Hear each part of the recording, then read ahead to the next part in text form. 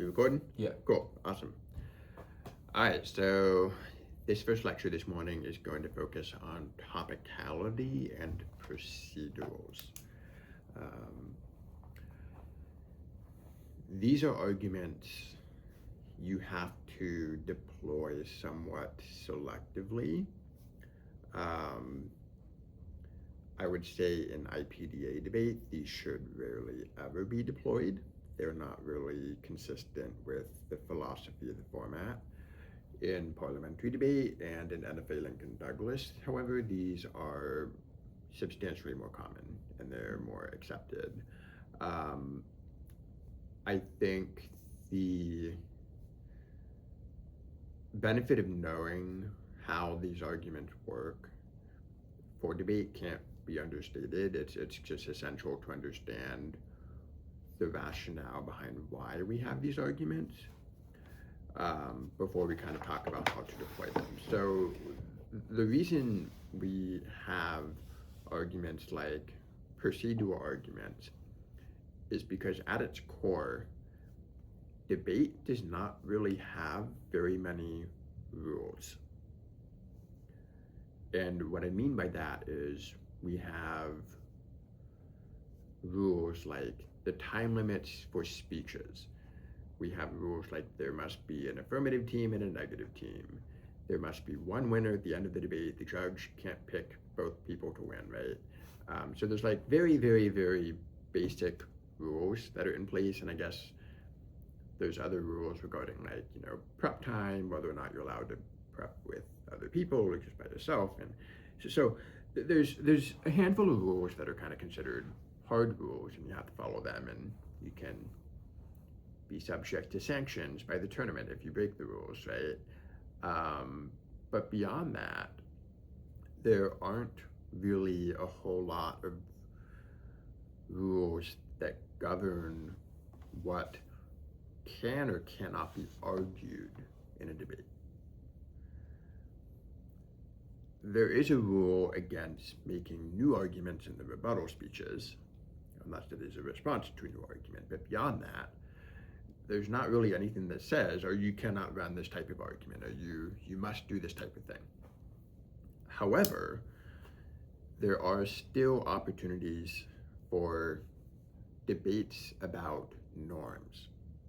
And by norms, I mean, in essence, something that may not necessarily be a rule, like you're not going to get sanctioned by the tournament if you break it, but norms in the sense that there are hypothetically best practices that in debate we can follow to help ensure that debates are as fair and educational as possible.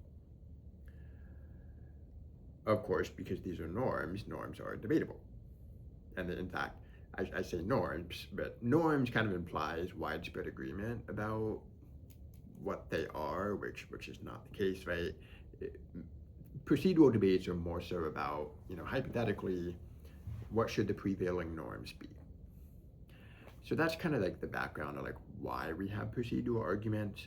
But let's talk about topicality specifically first, and then we'll talk more about other kinds of procedurals. So what is topicality to your understanding? The topic of the resolution and anything that falls within that. So, kind of.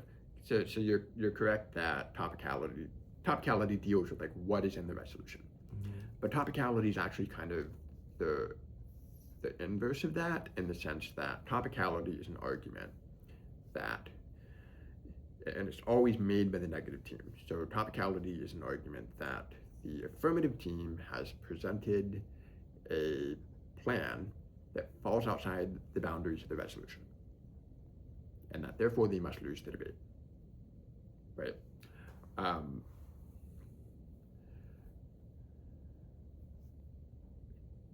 Technically speaking, it is not against the rules to be untopical. There is no rule that says you automatically lose the debate if you do not talk about the topic. And in fact, there are some teams that kind of make a living by intentionally choosing to not talk about the topic, or at least not the topic in the way that it was conceived by the writers of the resolution. A bit unusual in our debate circuit, but definitely a thing. So consequently, topicality is an argument the negative can deploy to essentially argue that the affirmative team should lose because they're not defending the topic, or they're not defending a case that falls within the scope of the topic. I'm going to be the old man waving his cane angrily in the air and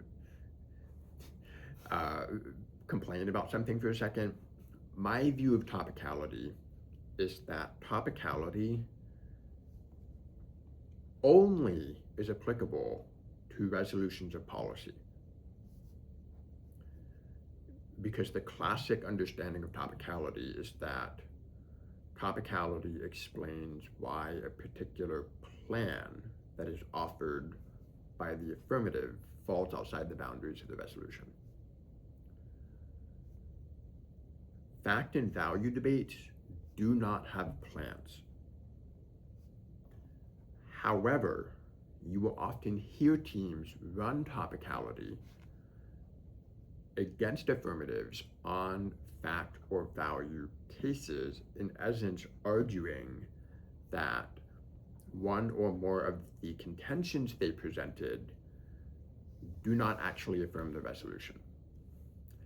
My view is that while that is similar to a topicality argument, it's not the same due to the fact that there's no plan involved in it. But notwithstanding, I'm willing to accept that there's some similarity with topicality when that argument is made, so we can kind of treat it pretty similarly. So I'm not going to go in much more detail on that. But let's talk about the components of a topicality argument. So topicality, like I said, it is an argument that the plan that the affirmative has presented falls outside the boundaries of the resolution, and therefore it should be rejected, right? It becomes a reason to vote against the affirmative team. So in order to construct a complete topicality shell, at least the following components must be presented. The first component is an interpretation. So for an interpretation, the negative team must identify a specific word or a specific phrase in the resolution, and they must interpret its meaning. Typically, this is by offering some kind of definition. So I'll give kind of a classic example. Let's take the resolution: the United States federal government should substantially increase its support for alternative energy technology. In this resolution, what do you think the phrase alternative energy refers to?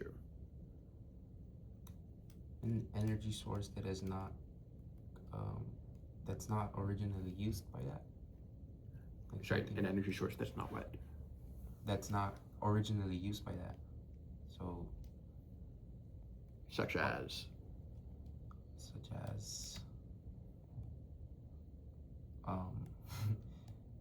wind turbines. Okay, so renewable energy, right? Yeah, is an example. I think the distinction you're trying to get at is like not fossil fuels, basically. It's like not coal. Yeah, because that's the most common. So okay, yeah. So like not coal, not oil, not gas. Sure. I think you'll find a lot of definitions of alternative energy are just like it's renewable energy. It's just wind, solar, hydroelectric, geothermal. What about nuclear power? Do you think nuclear power is alternative energy? I think it is a good alternate energy, but well, from what I've read, that the problem with nuclear energy is that simply people are scared about it because of previous disasters. Okay, Even though it's that might be true. Completely irrelevant to a question of definitions. Definitions are only concerned with defining what the thing is. We are not concerned about its effects. We're not concerned about what people think about it, like perceptually. We are only concerned with the definition. So that's a really important thing to keep in mind with topicality debates is you kind of put it this way. You're role playing as a lawyer. Like I actually tell people, like if you're planning to go to law school, topicality debates are like the purest form of preparation for that, because a lot of what happens in law is arguments about the meanings of phrases and words, like that you can write a 100-page brief arguing that the word substantial means this thing and not some other thing. It's really it's really interesting how that works out. But but for our purposes, you want to make sure that definitions are strictly focused on delineating what the thing is versus what it is not, right? So where do we find definitions from? Because yes, it is possible to just kind of come up on a definition on our own, like we just did, right? We just kind of did a little bit of brainstorming. But it is to your benefit to pull a definition from a source that you can cite. So where do you think you might be able to find definitions? The Cambridge Dictionary, Oxford Dictionary. Okay, so dictionaries, right? Yeah. So dictionaries can offer definitions of terms that can be useful, right? The advantage of dictionaries is they're very accessible and they define a lot of words and a lot of phrases, right? The disadvantage with dictionaries is they're not necessarily written by topic experts. Right, so you can probably find a definition of alternative energy in a dictionary, but that definition may not have been written by somebody who's an expert in energy.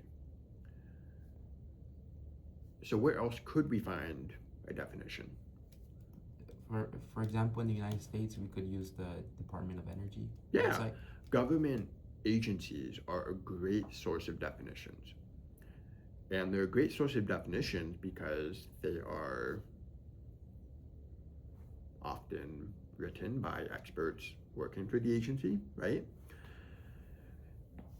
Particularly in debates where the resolution is having the United States federal government do something, it can make a lot of intuitive sense to be like, hey, we should actually use the definition of the federal government, given that they're the entity that's doing the plan, right? That can make a lot of sense. It's this intuitive sense of internal consistency that can be persuasive. So yes, the government absolutely is a great source of definitions. And you can also find definitions from other field contextual sources like, I don't know, scholarly journal articles and think tanks, and there's lots of stuff out there. The easiest way to find a definition is, frankly, a Google search. So if I search for alternative energy in quotes, followed by the word definition, you got to be careful. Google now includes an AI overview of search results, and it will offer a definition, but you should likely avoid using that because it is just a search. It's just an AI chatbot, right? But the results that I see, there's a lot of dictionary definitions on the first page. There are some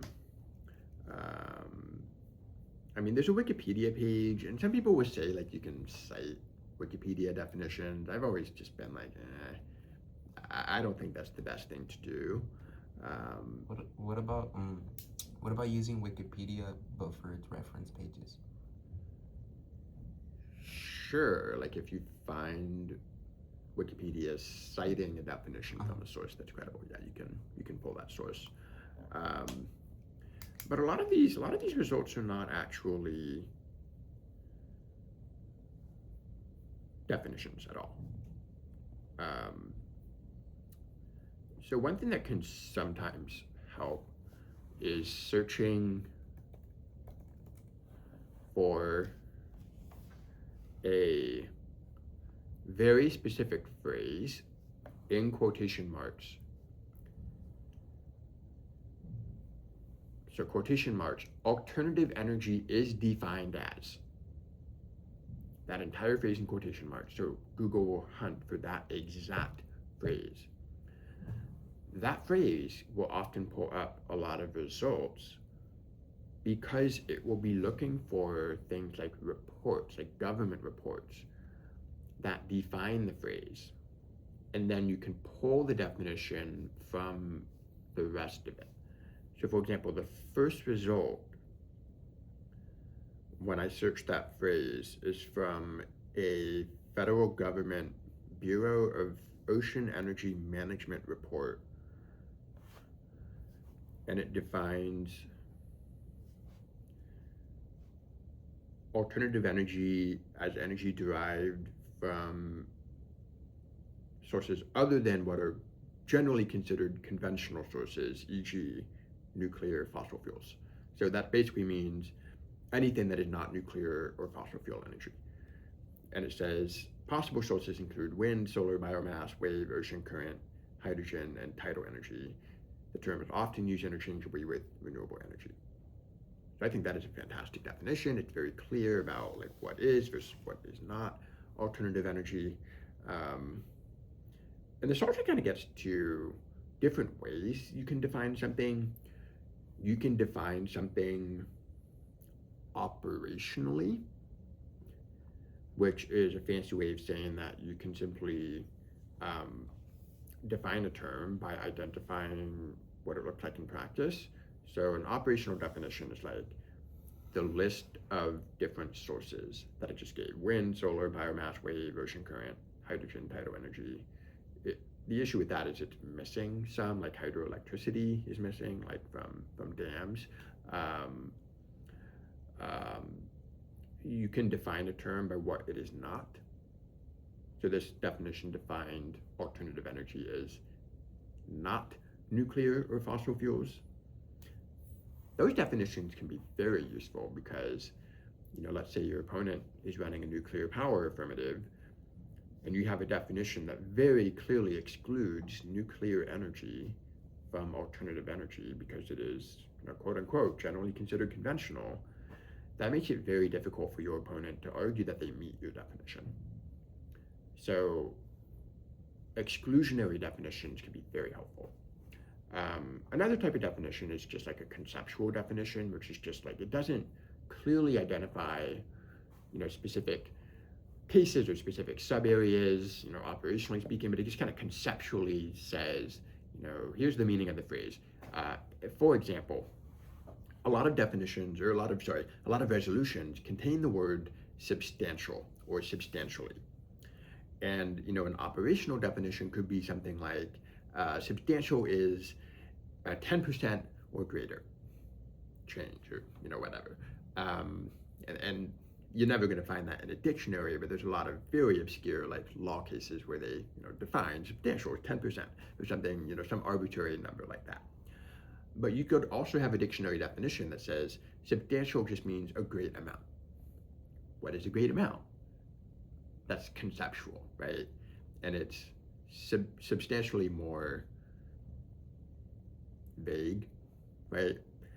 So in terms of definitions, I really prefer to see operational definitions and definitions based on excluding what is not topical, because it offers a lot more clarity as to why the plan, why the affirmative does not fit the boundaries of the resolution. So those are some definitions. You only want to define a single term when you run a topicality argument. So do not define the entire resolution, just one term. And you want to only provide a single definition. Now, another consideration is affirmatives will often define terms in the first speech. There is, some would argue, an affirmative right to define. You would be surprised, however, at the number of affirmatives who define a term and then they propose a plan that is inconsistent with that definition.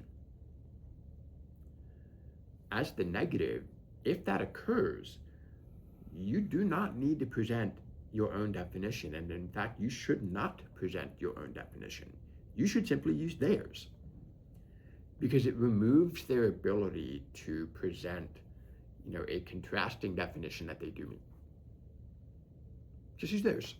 It just makes it so much easier to just use their own definition and show how they do not meet their own definition. So that is a possibility. If they provide a definition that is different than the definition that you use and they meet their own definition, but they don't meet your definition, your interpretation, that is going to require some back and forth later in the debate. Typically, though, in the first speech, you don't need to necessarily sweat it. Okay, any questions about interpreting a word or a phrase?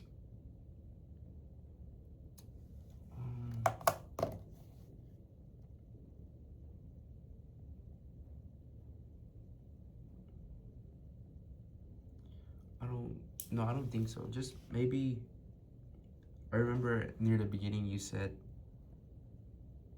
interpretation means the negation identifies a specific phrase or word by definition, not context. And then you went on to say, or what I interpret from after a couple of the things you said, basically focus on what the phrase or word is and not what it is, what it isn't. But then later you said, I can define something by what it is not, when you gave me the example of alternate energy, where it was defined not nuclear, not fossil fuels. So I'm assuming that what you meant by those two things is I could still define something by what it is not, as long as it's, but only in rare situations. No. You can always use an exclusionary definition. I think the first thing that you were talking about, I think you might have gotten confused when I was talking about, because when you started talking about how nuclear energy people perceive it's dangerous, I just said that was irrelevant, and those factors should not be considered because it isn't germane to interpreting or defining a term. Okay. A definition by exclusion simply means you define something by what it is not, which is completely acceptable and in fact is often preferable because it allows you to clearly show that the affirmative case is excluded from your interpretation. Okay. Right. An exclusionary definition is, the thing is everything in this category except for this. And the except for this is the exception, it's the exclusion. All you have to do is show that the affirmative is in that exclusion area and you're good to go. Okay. That's it. Okay, so if I were to present a topicality argument, and starting off with this, my speech would probably begin, so the first off case argument is topicality, the A point is the interpretation, our definition is according to the federal government's Bureau of Ocean Energy Management. In 2007, alternative energy is defined as energy derived from sources other than what are generally considered conventional sources of energy, i.e. nuclear energy and fossil fuels. That's part one, that's the A point. Step two is the violation. The violation is where you explain why the affirmative's case does not fit the interpretation that you provided. I could also call that subpoint B. Yeah, subpoint B is a violation. So let's say the affirmative plan is to increase investment in nuclear energy technology. The violation is that the plan increases nuclear energy investment, which is a conventional source of energy as defined by our federal agency, and therefore it is not alternative energy. So in that case, it's a very easy violation argument to make.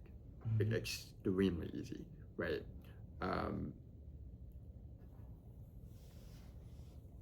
However, in other cases, you're going to need to make more of a subjective argument, right? If you think back about that definition of substantially, if you define substantially as a great amount, that's very open-ended. So you need to make the case that the affirmative case is not, in fact, a great amount of change or whatever. And you would have to make the explanation. And that's obviously trickier to do, and it gives the affirmative more leeway to argue, no, we are in fact a great amount, because that's a subjective call, right? That's not something you can easily pin down. So the violation should explain in as much needed detail why the affirmative does not fit the interpretation you proposed. Any questions about that?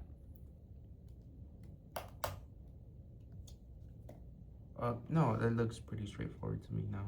Mm-hmm. Yeah. So interpretation, violation, and then the next step, people in the year 2026 are going to have differing opinions about what needs to follow. I was trained in debate 20 years ago, so my understanding of what plays out next might be a bit different than other people's. I will kind of take the classic structure, but I will also offer the, I guess, the more contemporary structure that people like to use since they think it's more efficient. But generally speaking, the next step, regardless of how it's structured, does need to include standards. These are also referred to as reasons to prefer. In essence, it is insufficient for the negative to provide an interpretation and establish that the affirmative does not meet that interpretation. They cannot just wash their hands and say, okay, the debate's done, we win because you're not topical. Because, as you very well know, terms have multiple meanings, right?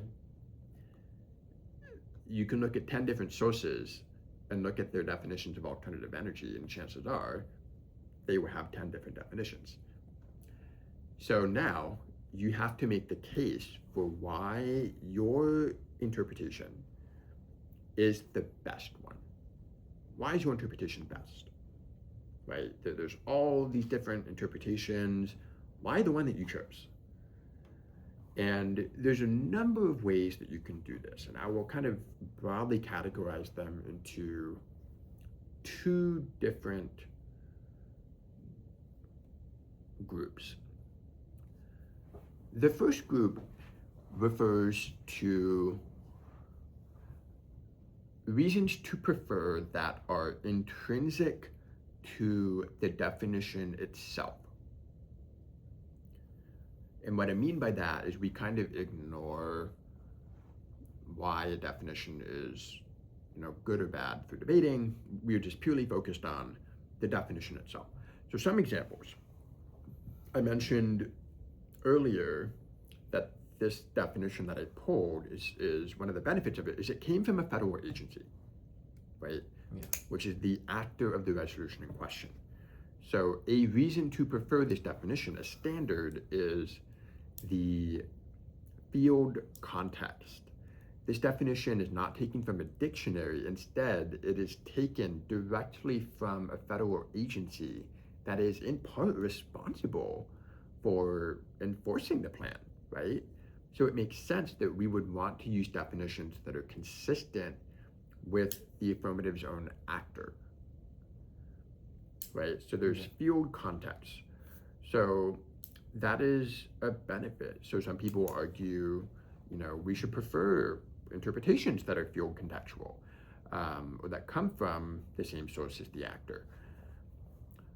Other people will argue, however, that dictionary definitions are superior because they are more accessible to the common person, and they are more readily usable, and they are not necessarily taken out of proper context. Like, the one thing I didn't tell you about this definition is I didn't really read the first part of it, because the first part of it says, for the purposes of this EIS, which is, I believe, short for Energy Information Agency Administration.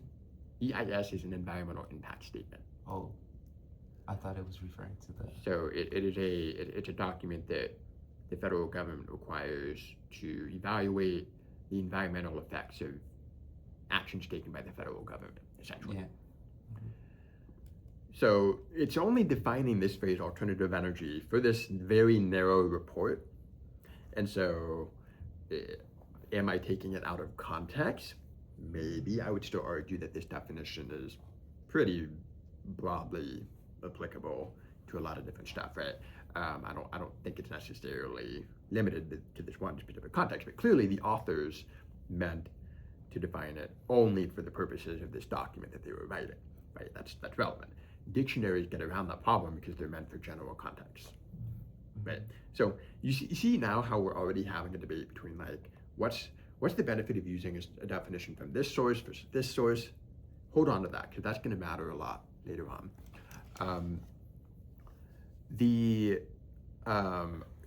Some other types of things you can think about include, remember how we were talking about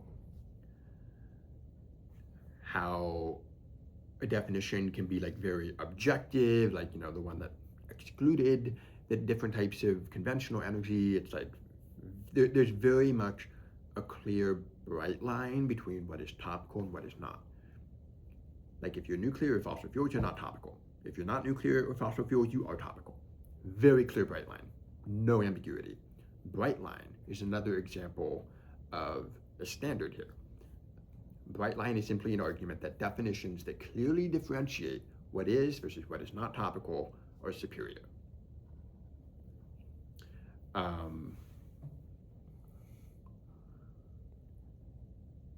Grammar. Sometimes grammar, like the way that you read a resolution, can determine how a term should be defined. I'll give you an example. Back in the day, I debated a resolution that was the World Trade Organization should sanction China's Great Firewall. China's Great Firewall is just their internet censorship stuff. So, what does the word sanction mean? Sanction, to me, it's like grab, to take over, to regulate. Not quite. Most people, when they hear the word sanction, they think of, like, sanctions being placed on a country, right? Like, essentially, sanctions are financial punishments associated with, like, certain undesirable behavior. Like, the United States places sanctions on Iran because of its, its whole bunch of reasons, right? So, one meaning of the word sanctions is those negative inducements, those financial punishments, right? But then if you look in the dictionary, there's also another definition of sanction, which is that the word sanction means to approve of something. Like, if I sanction your absence from my class, it means I'm approving it. So you have the same word with definitions that are almost directly opposite of each other. Do you know what the difference is? The word sanction's a noun. The word, in the punishment sense, that's a noun. In the approve of something sense, that's a verb. So the phrase, the World Trade Organization should sanction China's Great Firewall. Is the word sanction there a noun or a verb? A verb. That's a verb. Yeah, a verb. So that means to approve of it. The affirmative team argued the World Trade Organization should place sanctions on China and punish them for the Great Firewall. We ran a topicality argument and said, no, it's the other way around. It's sanction means to approve of it. And we won because we argued that our interpretation was more grammatical. It was grammatically correct because we were using the verb definition and not the noun definition. So the noun was financial punishments, which was correct. What they argued. Correct. And you guys used verb, correct. Which was allowing it. The verb is to allow it, correct, to approve of it. Extremely funny debate. It was a grammar issue, right? And you can make the argument that like we need to choose definitions based on whether or not they're grammatically correct or not, because grammar is very important. Remember what I said about like debating the legal stuff and like debating terms. I mean, grammar is a huge part of that. I mean, you have attorneys billing $800 an hour based on the placement of where a comma is in a sentence. Like that's literally what it comes down to, right? So grammar is extremely important. So these are just some examples of ways you can argue your interpretation should be preferred due to factors intrinsic to the definition itself. Like there's something inherently good about the definition, like the way that you have chosen the definition that makes it the most preferable definition to use for the purposes of the argument. Then there's a second category of argument or standards that will argue that your interpretation should be preferred because it allows for maximally fair and educational debate. It's better for debate. So here are some kind of classic examples. Limits.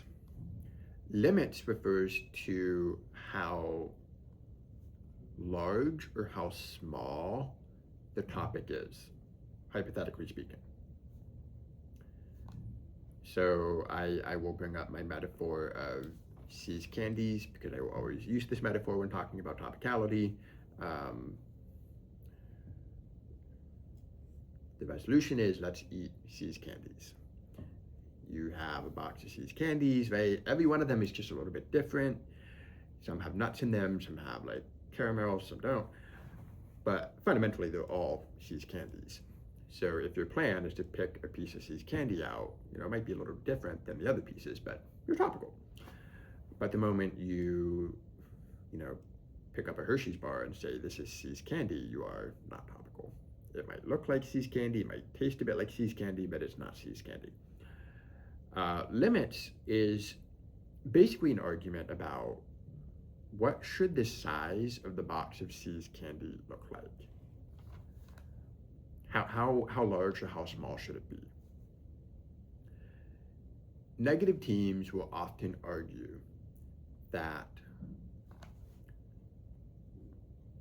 a smaller box is better for debate. In other words, reducing the number of topical affirmatives is important. Because when you have a topic that is just enormous and has so many different varieties of candy that you just start to lose track, it makes it difficult to prepare, right? If the affirmative can just select, one out of 5,000 possible plans, because the topic is just, the limits are so large, it just makes debate untenable for the negative. Conversely, the affirmative will usually try to argue, no, large limits, large boxes are good. It allows for creativity. It makes debate harder, and hard debate is good debate, right? And most of all, it allows for affirmative choice in what to run. I think that, that debate is a good one to have, and I enjoy watching it as a judge. But basically, you want to be as the negative arguing, limits are good, we should have a more restrictive view of the topic. The affirmative usually argues the opposite. A more permissive view of the topic, interpretation of the topic, allows for better debating. So there's that. Ground. This is another common standard that pertains to the conditions under which the debate is held. Ground is an argument that the affirmative side and the negative side are both entitled. I should use the word entitled very loosely, because there is no such thing as an entitlement to an argument in a debate. But in essence, they will argue the affirmative should have access or ought to have access to this group of arguments, and the negative ought to have access to this group of arguments. The negative can argue that the affirmative, by violating their interpretation, has stolen negative ground.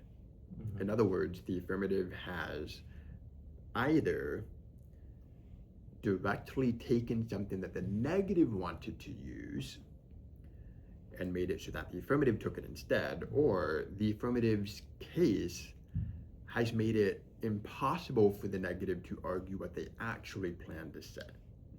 Here's two examples. Let's say the affirmative is to increase investment in nuclear energy.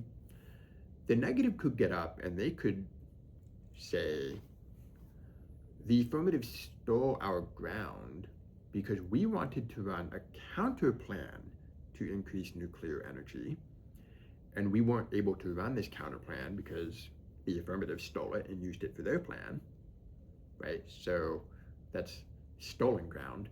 But then there could also be like ground loss. So the negative could say, well, we prepared a disadvantage that was specific to renewable energy.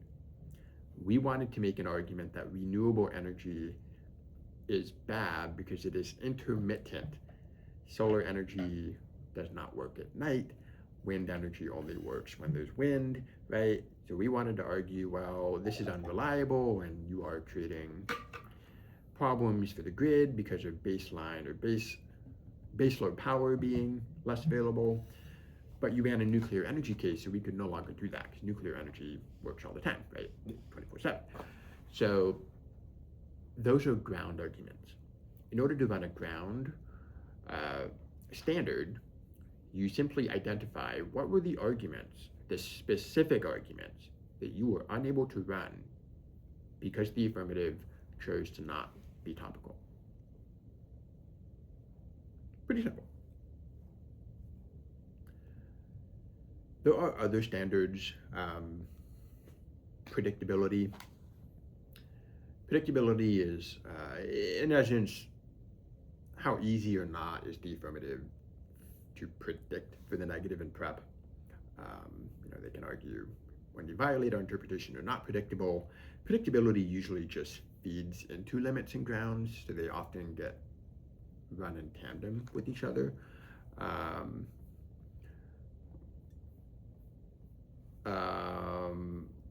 So yeah, I think that those are usually the most common ones that you're going to see. So those are standards, reasons to prefer your interpretation, right? They clearly identify, here's the reason you should prefer our interpretation over a hypothetical one the affirmative might present. The last thing you need to do, however, is you need to establish that topicality is a reason to drop the affirmative team. This is known as voters, right? Or voting issue. Topicality is a voting issue because of a couple reasons. The most common is fairness. Much of what I just discussed in terms of your definition being best for debate is linked to fairness considerations, like all the stuff about stolen ground, that is fundamentally about fairness.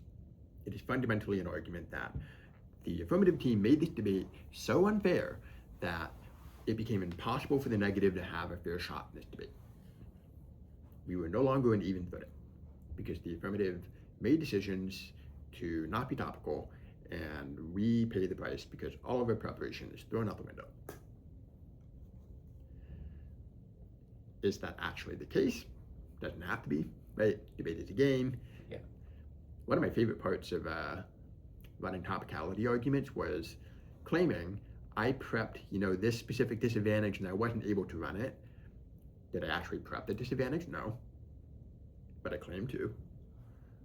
Oftentimes I would dramatically hold up a piece of paper and tear it up and be like, I couldn't run this argument.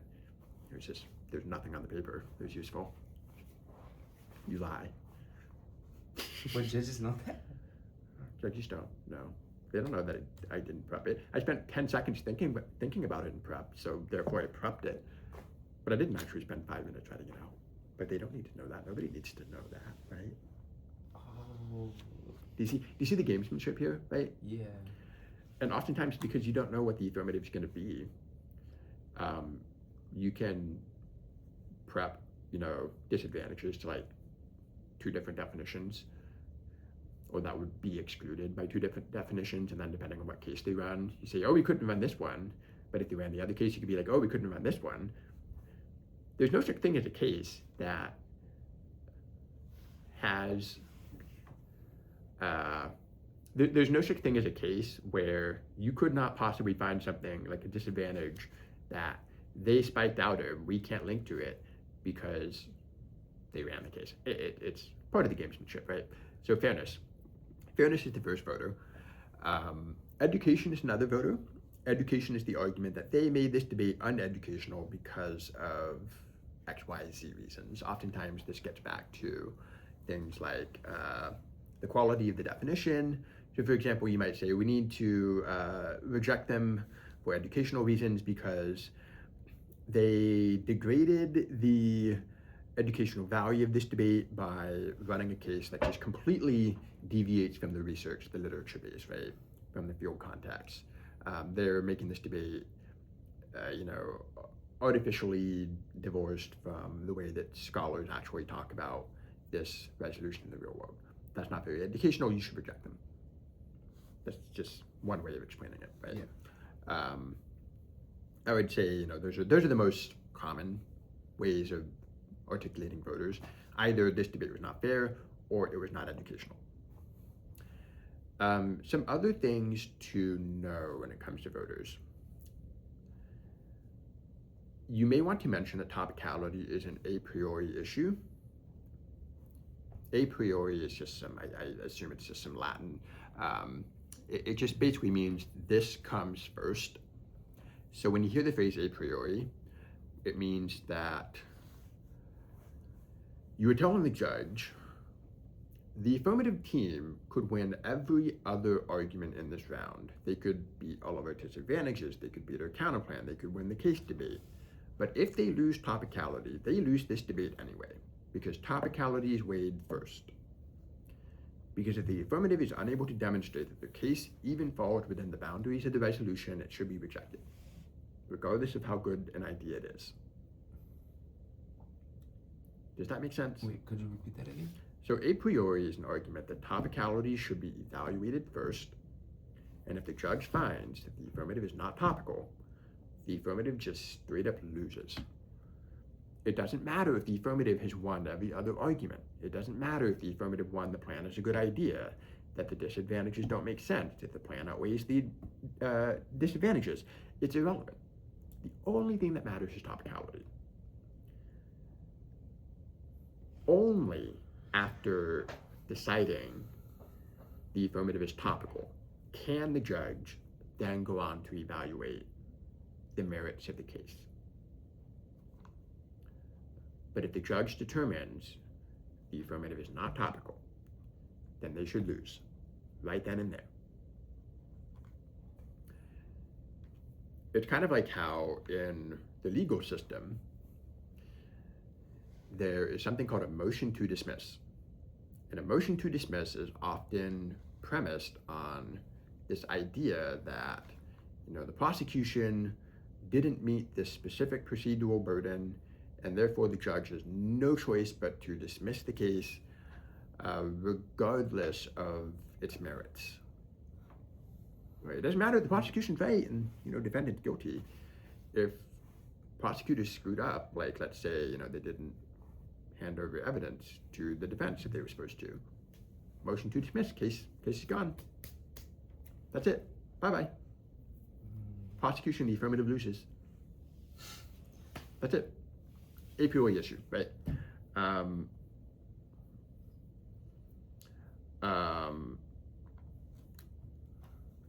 the last thing to note that the negative should usually try to argue is this concept of competing interpretations.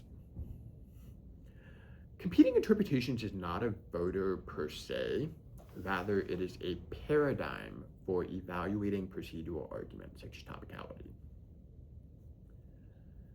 Competing interpretations is the argument that to evaluate topicality, the judge should compare the interpretation offered by the affirmative to the interpretation offered by the negative. That the judge should then decide which interpretation is preferable, hence all those reasons to prefer that we just discussed,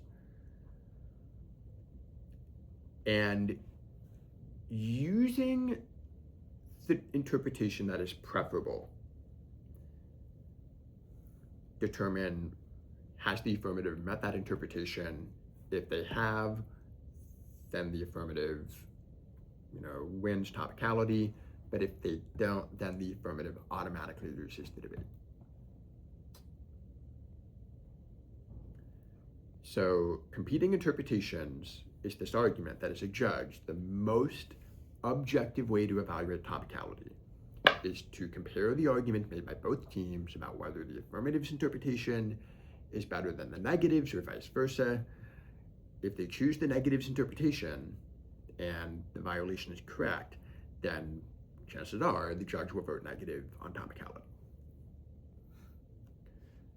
The negative can argue that competing interpretations is the best paradigm to use because it reduces judge intervention, meaning judges are not required to use their own subjective judgment to determine, what to do with topicality, and it minimizes, it increases objectivity. Mm-hmm. It makes it so that we're really laser focused on, like attorneys, comparing and contrasting the merits of different interpretations. So that's one thing you'll want to know. The negative should almost always argue that competing interpretations is good because it best presents a sense of objectivity and reduces judge intervention. The affirmative, on the other hand, will have a different paradigm, and I will talk a bit more about what that is when we talk about how to answer a topicality argument, which is going to be right now, unless you have any questions about how the negative can present topicality.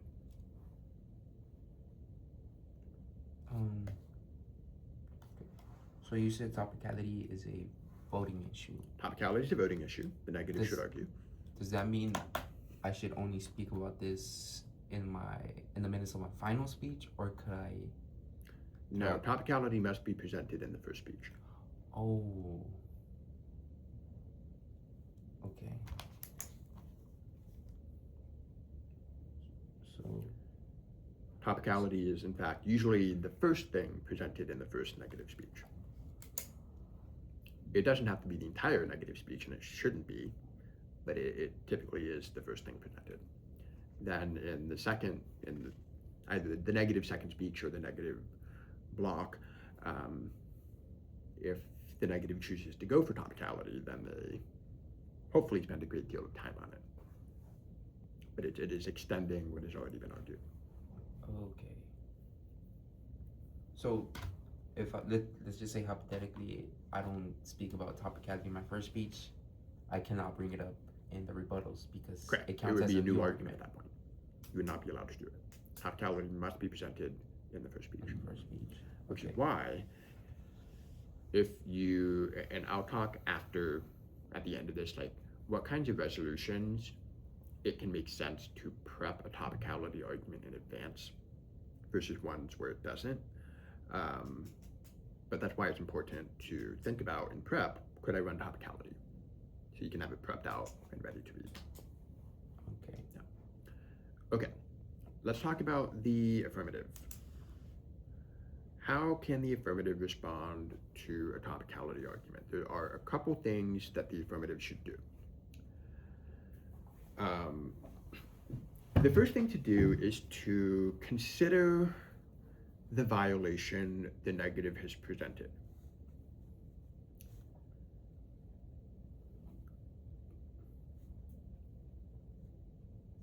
The easiest way out of topicality for the affirmative is to argue that they do not violate the interpretation of the negative. So if I go back to that definition, it says alternative energy defined as energy derived from sources other than what are generally considered conventional sources of energy, e.g. nuclear and fossil fuels. The affirmative might be, yeah, we are nuclear energy, but we disagree with the premise that we are conventional energy. And they explain why. Perhaps it is because maybe nuclear energy used to be considered conventional, but now advanced nuclear technologies like small modular reactors are emerging. And those are very much distinct from conventional energy. So they could argue, well, actually, our specific type of nuclear energy that we're investing in is not conventional. It should not be lumped in with traditional nuclear energy. That is a we meet argument. We meet their interpretation because our specific type of nuclear energy isn't conventional nuclear energy. If the judge agrees with that, then topicality goes away. Because if the violation is found to be invalid, then there is nothing else for the judge to decide. So when you are affirmative, always, always argue that you meet the negative's definition. It does not matter if you have to contort yourself into circles to do it and make the most ludicrous argument possible. Argue that you meet their interpretation. Because here's the other thing. If the negative drops your we meet argument, like they just don't answer it, and I've seen this happen more times than I can count, then they automatically cannot win topicality because they dropped the we meet. So the we meet is like a silver bullet that you should always read and always read it first. So we meet their interpretation. That should always be the affirmative's first response. The second thing you should do is you should present a counter interpretation. There are two ways that this can happen.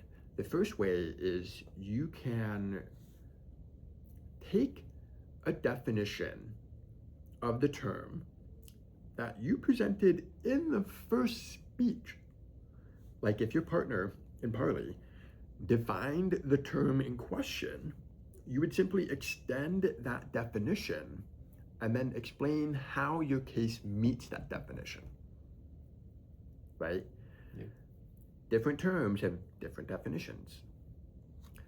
You simply need to provide an alternate definition to the one that your negative opponent presented. And then you need to explain why you meet the definition. Next, you need to engage in a debate about why your definition is better than theirs. So remember all those standards we talked about, like field context and common dictionary and bright line and limits and ground. Well, guess what? The affirmative can use those tools as well. They should argue that their interpretation is superior because it better captures some of those standards. And then they should also answer the standards that the negative presented. If the negative argued, you should prefer our interpretation because it comes from a field, a government agency, the affirmative can reply, well, no, our definition from a dictionary, and that is superior because it's more accessible to people. It wasn't buried in some obscure report that they're just taken out of context, right?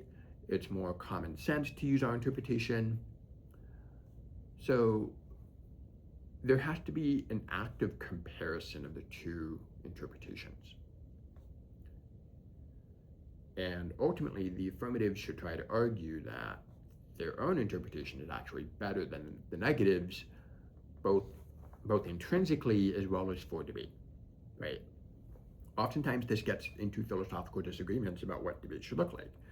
right? The affirmative could argue that expansive limits for a topic are good. Like the more topical cases there are, the better, because it allows for affirmative creativity. It expands exposure to a breadth of different areas within the topic as people do research, and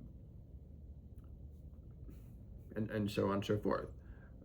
They can argue that the negative is trying to take away affirmative ground, that the case they presented is core affirmative ground, that they should be entitled to that.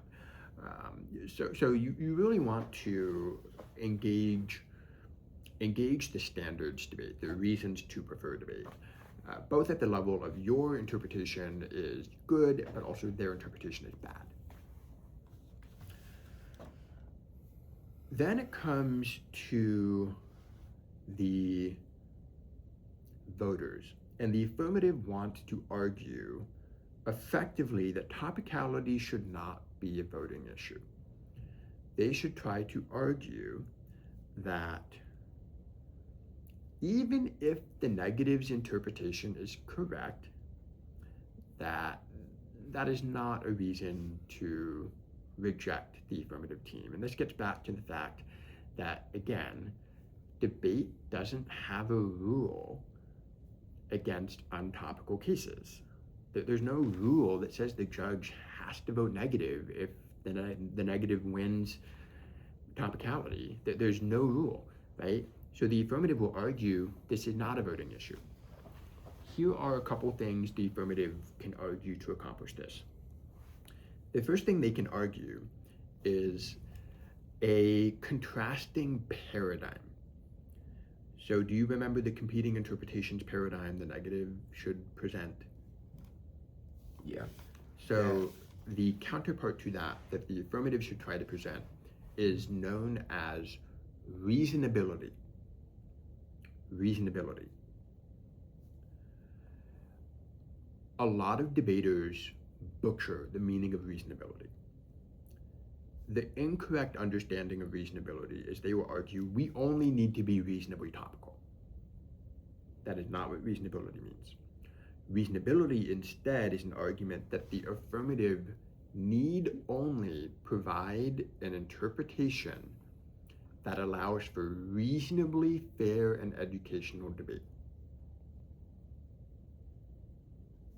And if they meet that standard, if they demonstrate that their interpretation as they presented it allows for reasonably fair and educational debate, then topicality should go away. It is essentially changing the standard under which the judge should evaluate topicality.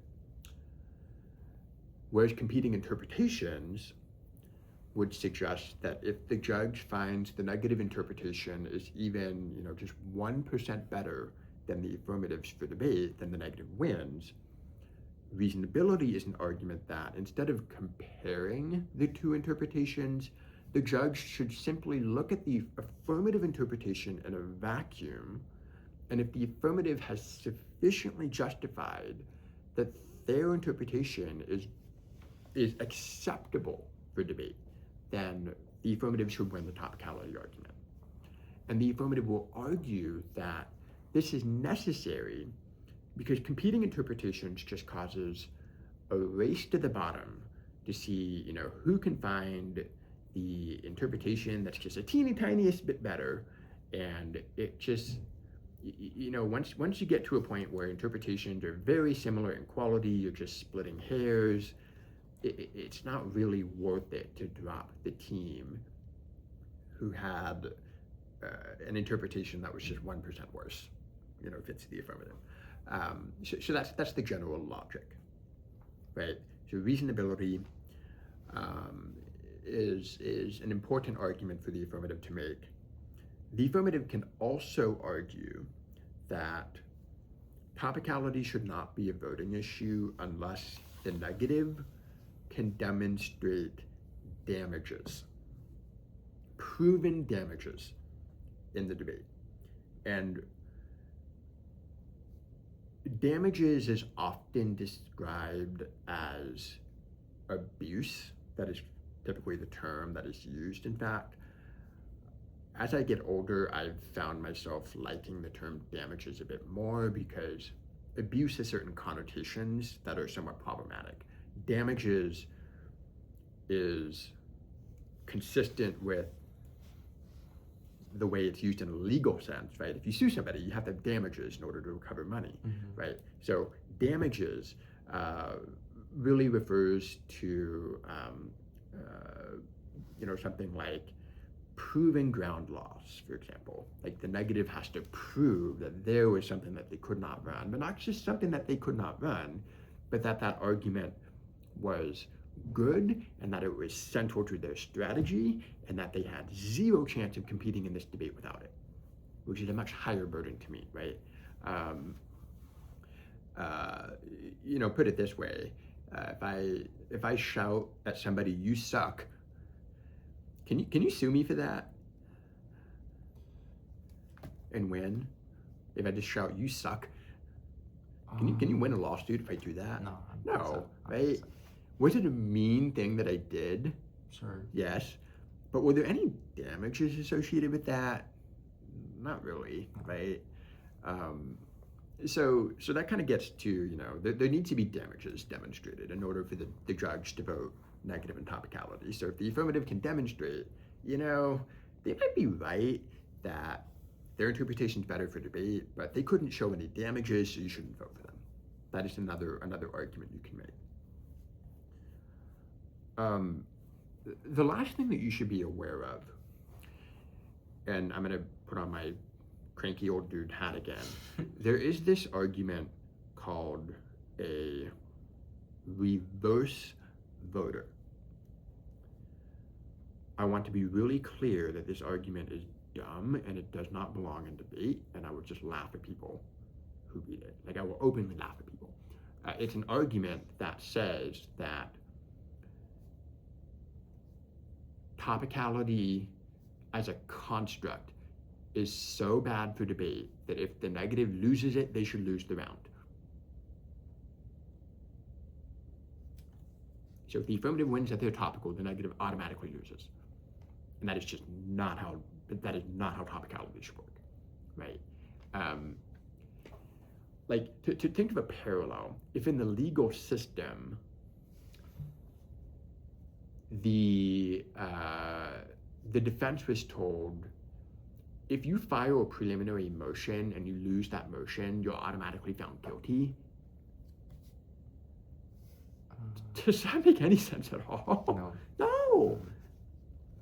The negation is always entitled to bring up procedural objections without penalty. But that is just common sense, right? So reverse voters never run them. They're stupid. But you do need to know what they are so that if you are negative, you are prepared to answer them. And the metaphor that I just gave you is the one that you should use. A judge would never tell a defendant, you're guilty, because their defense team filed a motion that didn't succeed, right? The prosecution still has the burden to actually prove their case is right before the judge can vote for them or before the jury can vote for them, right?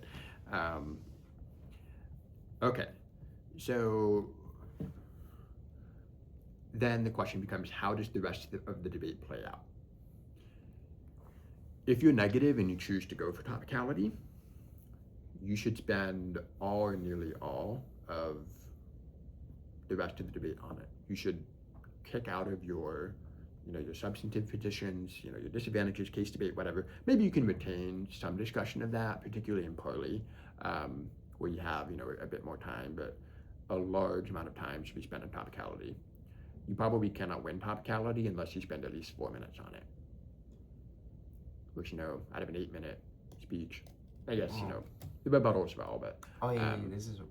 Yeah, I'm thinking about the block, right? So 8-minute member of opposition speech, minimum 4 minutes of that needs to be spent on topicality because you need to extensively, line by line, address everything the affirmative said. I see too many tea debates lost because of a negative team being sloppy. They don't collapse. They spend 2 minutes on tea. They don't answer everything the affirmative says. The affirmative really only needs to win like 1 or 2 arguments on tea to win the whole tea shell. So the negative has a lot of work to do. You have to dedicate a lot of time to winning that debate. in addition, the negative needs to be thinking strategically about, are they ahead or are they not ahead? Like if the affirmative does a really good job answering it and they just, dump answers to everything, and the negative thinks this is going to be an uphill battle, maybe T isn't the best place to focus on. If they can simply kick out of the argument, just say extend our opponent's interpretation, we'll concede they meet their own interpretation, topicality goes away, then they can focus on other issues in the debate where they're ahead. But at the end of the day, the negative has to engage in the comparison process, right? So by this point, both teams have hopefully presented interpretations. Should the negative need only, well, I should rephrase myself. The negative has to refute the affirmative's arguments for why their interpretation is better than the negative's. They have to refute all the counter standards. The negative should also explain why the counter interpretation is bad, right? That's important. Why is it bad for debate? Why is it bad intrinsically speaking? So you need to really focus on, really just focus on like the comparison of the two interpretations, and winning that competing interpretations is the paradigm the judge should use to evaluate topicality.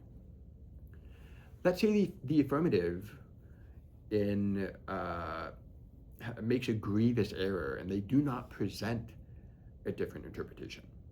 So you only have the negative's interpretation to go on. The negative is like that meme, right? Yeah. Because all the negative has to do is get up and say, well, we're using competing interpretations. They don't have a counter interpretation. Like there's nothing that they can use to get out of this. So as long as we establish that the violation is true, we win. It makes it really easy.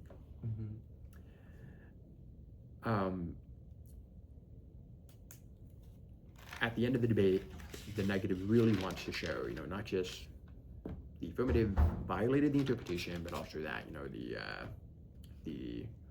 there were damages associated with that, right? So that's what the negative should do. The affirmative in their final speech, if the negative went for topicality, has to basically continue that process of rejoinder and be sure to basically be sure to just really emphasize the fact that reasonability should be applied. Topicality is not a voting issue. We meet their interpretation, whatever. Like remember, the affirmative generally only has to win like one of their outs to make topicality go away. So the rebuttalist should think about, what is my strongest out or strongest two outs, and just collapse to those outs. Like really make it about just one or two key issues that they think that they're ahead on that can make the entire thing go away.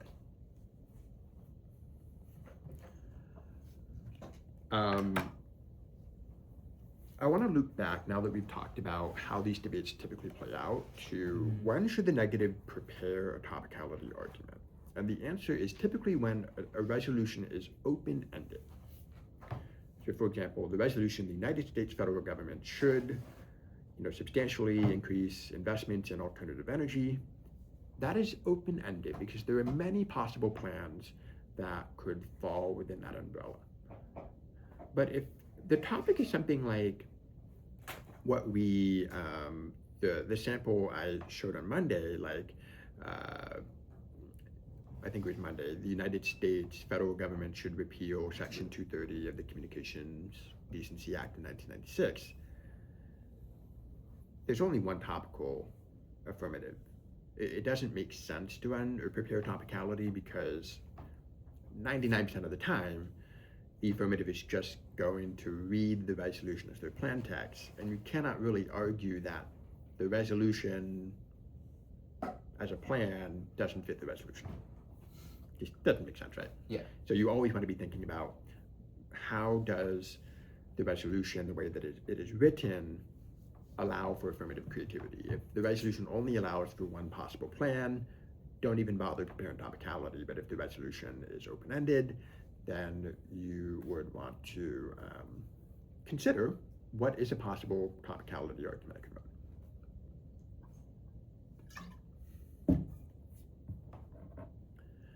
run? What about fact or value cases? So let's say, let's change up the resolution we were talking about. Let's say that the resolution is alternative energy does more good than harm. So the same phrase is in there, but it is no longer a policy resolution. And you might recall I said earlier that my personal philosophy towards topicality is that topicality is only germane to cases of policy, and that cases of value, in fact, don't allow for topicality in the same way because they do not have plain text. Instead, they have contentions. My personal view of contentions is that they are severable. And what I mean by that is, let's say the affirmative presents 3 contentions. One contention is that wind energy is good, one contention is that solar energy is good, and the third contention is that nuclear energy is good. And the negative wants to argue, well, nuclear energy is not alternative energy, so that shouldn't count.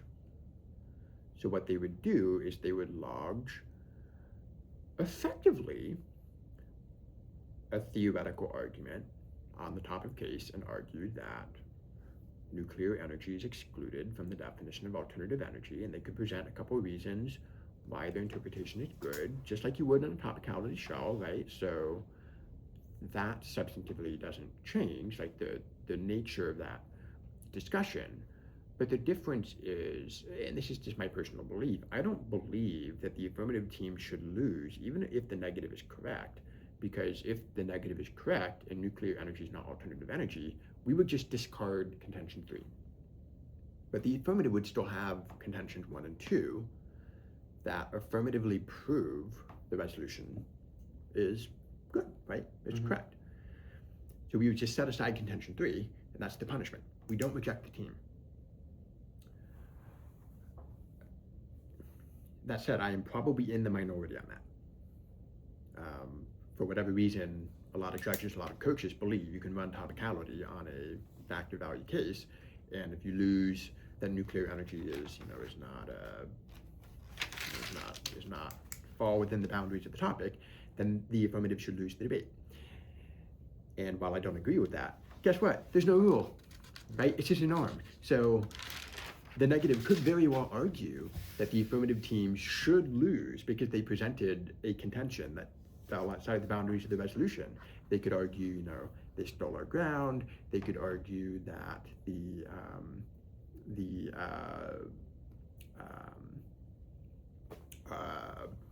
affirmative killed education in the debate, right? And so it could be the same reason and the same logic. The reason I like the severability argument is because, unlike a policy resolution where the plan serves as a vehicle for establishing that the resolution should be accepted or not, there are no plan texts in factor value cases, and therefore it doesn't have the same level of commitment. So that's, again, just me putting on my old man hat, but people disagree with me. So people will run topicality on fact and value cases, and they need to be answered in the same way as you would with any policy case. Okay. All right. Just to make sure, you said topicalities are, at least from what I understood, based on your opinion, topicalities are best used in policies, but not best used in fact and values. But that's because value and facts most commonly use contentions when you're negative. Yeah, so fact and value resolutions do not have plan texts. Topicality is an argument that specifically says a plan text is not topical because it violates a certain word or phrase in the resolution. Because fact and value cases do not have plan text, by definition, the plan text cannot violate the resolution. Essentially, a contention can fall outside the scope of the resolution, but the remedy is that the judge would simply ignore it. In a policy round, that logic doesn't work because you can't just ignore the plan text and set it aside, because that is literally the entire case. All of the offense from the affirmative flows from the plan text. So if the plan text is determined to be non-topical, the judge can't just say, oh, I'll just look at the topical components of the plan, because that fundamentally changes what the affirmative's advocacy was. They can't do that. So with the affirmative in a factor value case, the best argument to make is this is functionally just a no-link argument. It is functionally just arguing our resolution or our contention doesn't have a link to the resolution, so we just set it aside. And we can still evaluate the contentions that do link to the resolution. That's it. Okay. Yep. Okay. Any last questions about topicality before we talk about other kinds of procedurals?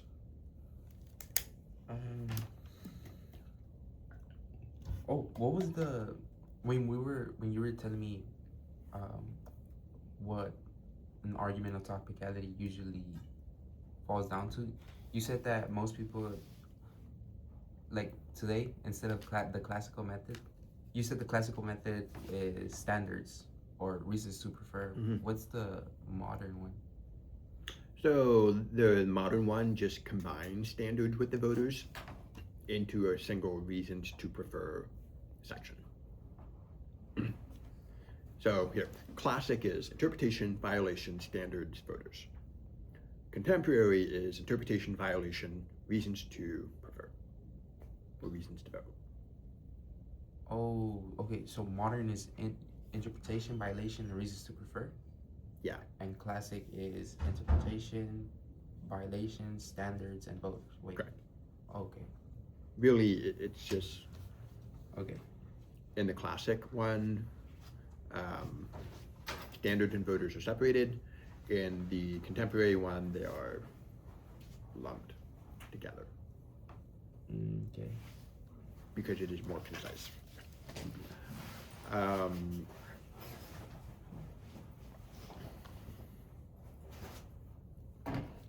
Alrighty, so let's talk about other kinds of procedurals. So we just finished talking about topicality, which this is recorded, so you can go back and read this later. And I want to kind of, you gotta go. Yeah, I gotta. Okay. I didn't know For it was sure. 11. All right. Yeah. Good stuff. Alright, bye guys. I'll see y'all later. Yeah. Alright, Cool. So I'm going to give kind of a quick overview of philosophically what we just talked about. So topicality is an argument that the affirmative team, the case they presented does not fit the parameters of the resolution, and therefore the affirmative should lose. This all kind of gets back to this idea that in debate, there aren't very many rules. Like there's rules concerning the times for the speeches and the order of the speeches. There has to be an affirmative and a negative. The judge has to vote for a team at the end of the day. There can't be new arguments in the rebuttals, right?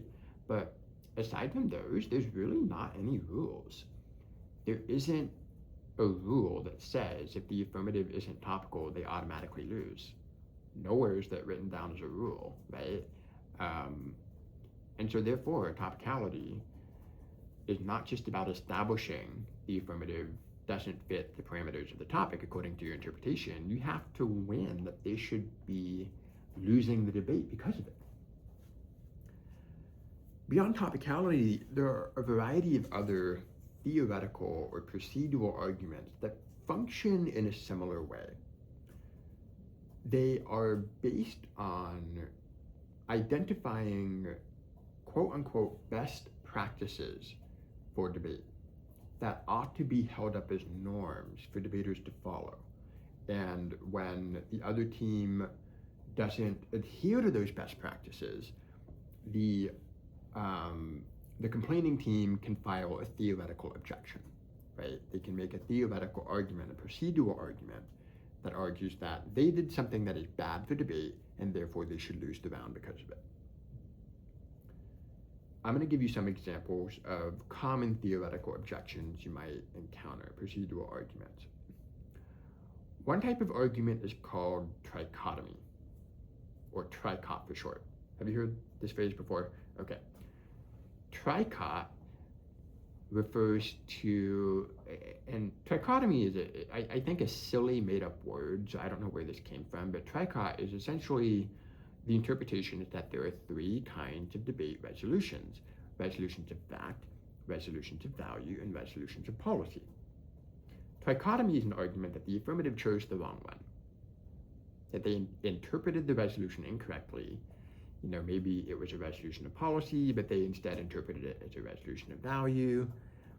Trichotomy is an argument that they interpreted it incorrectly and identified it incorrectly in their initial speech.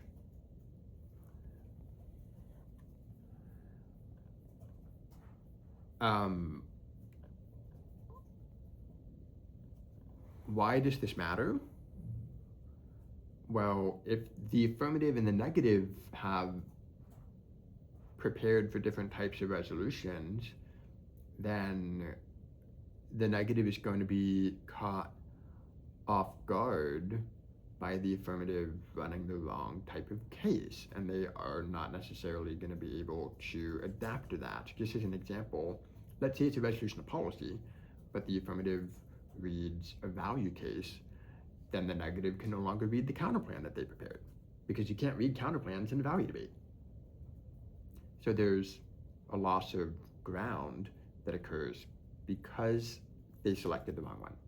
There's also a loss of education potentially, but in essence, trichotomy is an argument that, you know, they interpreted the resolution wrong, it's the wrong type of debate, and they should lose because of it. So just like with topicality, a procedural argument starts with an interpretation.